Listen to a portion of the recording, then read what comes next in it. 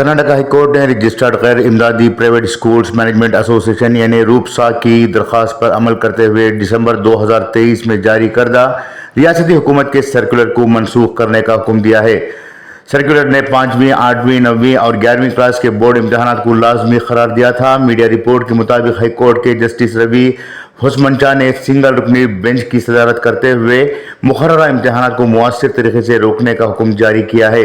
بتایا گیا ہے کہ ریاستی حکومت نے گزشتہ سال ستمبر میں 9ویں اور 11ویں جماعت کے لیے بورڈ امتحانات کا اعلان کیا تھا، جبکہ 5ویں اور 8ویں جماعت کے طلبہ کے لیے سال 2022 میں بورڈ کے امتحانات متعارف کرائے تھے۔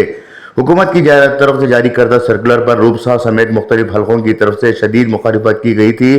درخواست گزار کی نمائندگی کرنے والے ایڈوکیٹ سدرشن نے حکومت کے فیصلے کے خلاف دلائل دیتے ہوئے ہائی کورٹ کو مداخلت کرنے کی درخواست دی تھی، جس پر ہائی کورٹ فیصلہ سناتے ہوئے بورڈ امتحانات کو منسوخ کرنے کا حکم دیا ہے۔